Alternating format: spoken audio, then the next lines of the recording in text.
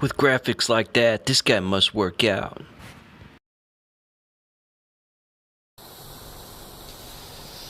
Well, folks, coming to you from the shop, I thought I would show you my Bee Vac design. So,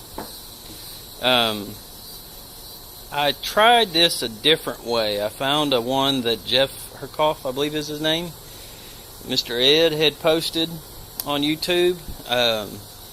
And his design had the inlet for the bees on the bottom.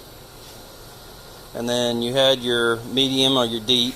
And then you had a section right here of about 1.5 inches where you put a screen in and then you put your vacuum up top. Well, I did that. I didn't put a seal on the boxes because I tried it here in the shop and it was able to work, but when I got it out and actually started doing it where I needed a Bee Vac, it did not work. So I kind of used his design along with some other designs that I found, and I'm thinking this one's actually going to work. I put seals in between it, which helps. Let me take it apart here and show you the insides. So this is the top cover. You've got a slot right here to adjust your suction. There's a piece of screen over it. And then this is an adapter I got from Lowe's to hook my vacuum hose up to, or to put my suction hose up to. So this is where you suck the bees up. I found this cap on a something I had sitting around the shop, and luckily it fits just perfect. So basically the way this works, take that off. So I made sure I sealed this all with silicone all the way around, all the seams. I've got my screen taped down and stapled in. Put silicone around my PVC piece. And then over here's my medium. And underneath I put a piece of screen that I stapled in and then put weather seal around it to make sure there's a good seal between the medium and the box that the vacuum actually is sucking through. Over here is just a 1.5 inch PVC coupling. Actually, I think this is 1.5 inch.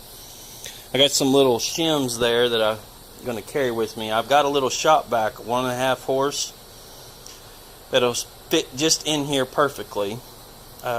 With a few shims, which is the reason for these.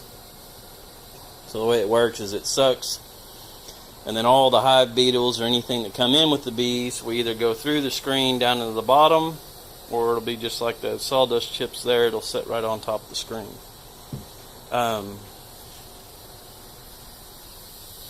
And all I did was put a piece of 3/4 inch nailed to the bottom of here, and these are 1x4s that I nailed together.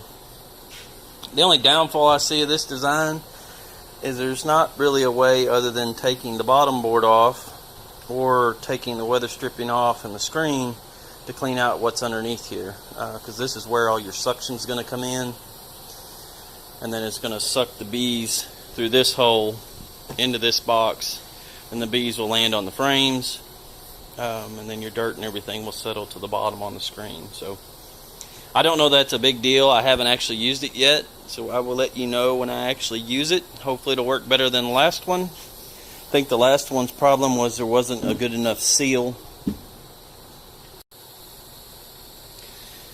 which is what caused my Bee Vac not to work. So this one seals, especially once you put the ratchet strap on it, sucks everything tight. It did suck everything up, and my top was getting enough suction that if you didn't open this a little bit, it actually sucked this piece of 1/4 inch down. So I know I'm getting enough vacuum, but I was able to control it quite well just by venting it a little bit.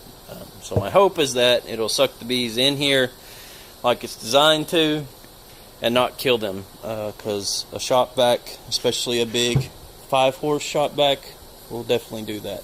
So I'll let you know how it works when I try it out.